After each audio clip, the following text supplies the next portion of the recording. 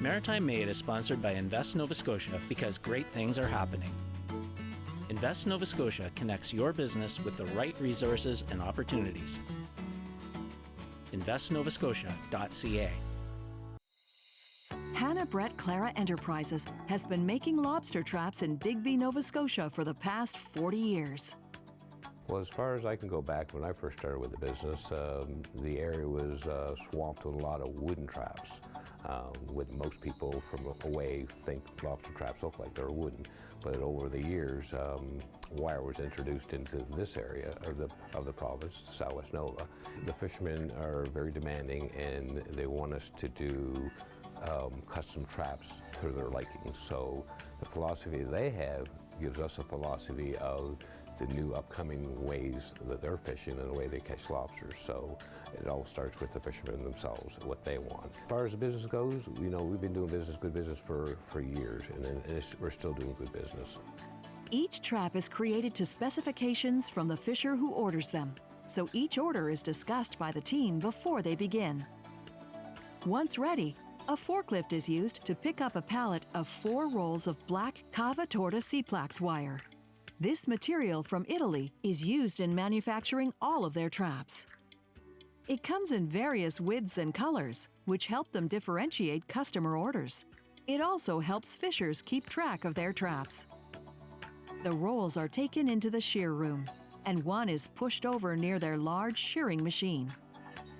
A bar is inserted in its center, and a chain is hooked to both ends. Hog rings are cut off, and the wire is run through the straightener to the shearer. A lever is used to cut the wire into panels. These large sheets will make the bodies of 24-inch wide by 15-inch high traps. As they pile up on a roller system on the other side, they get organized and added to a pallet. Both bodies and bridges leave the shear room here. A smaller foot shear and pneumatic hand cutter is used to cut escapes. These small holes allow the smallest lobsters to escape. All of their steel waste is recycled.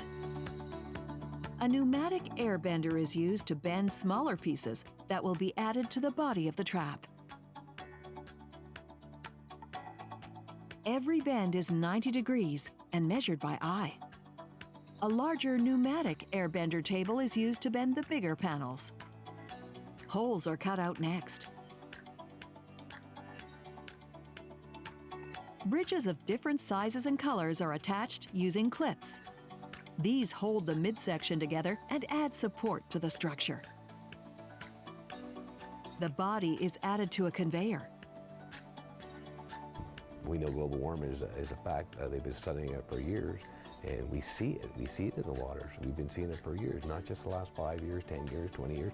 It's been happening for years, but we just, as humans, we just let it go over our head and under our feet.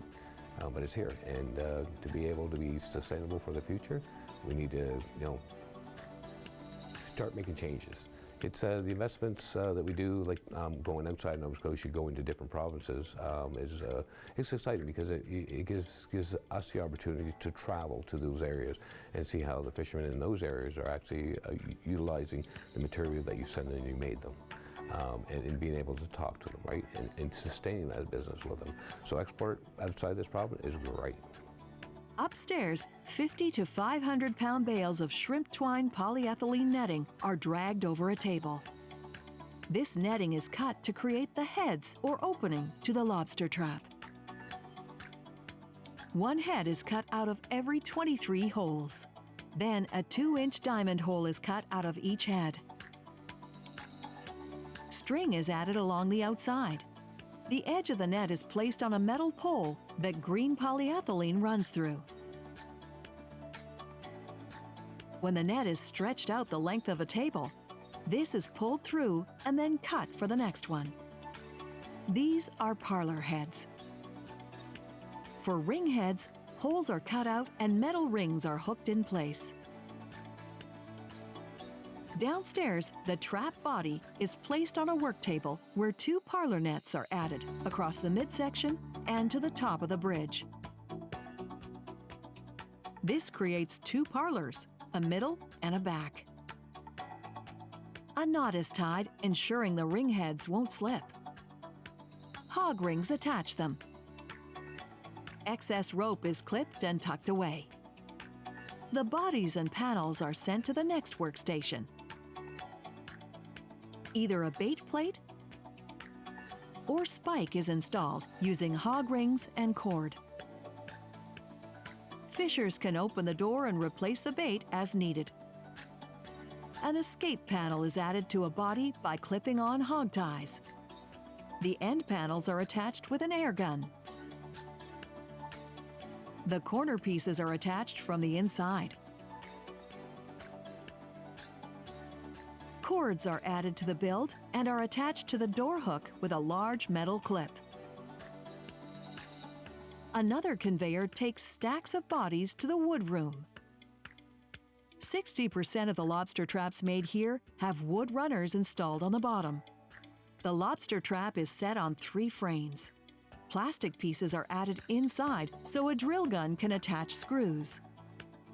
In the wood frame area, wood panels are tightly added to inside corners and along the tops and bottoms using a hammer. A staple gun tacks the wood frames in place. A plastic panel sleeve is stapled along the entire edge.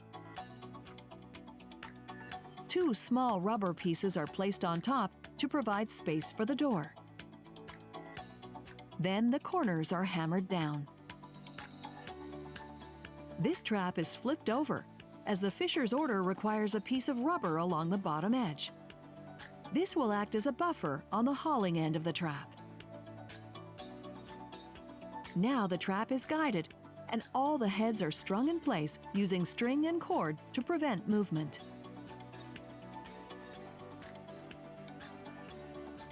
The doors are added and clipped in. Next, the door hooks are added. Cement or steel bars are added to help keep the traps resting on the seafloor.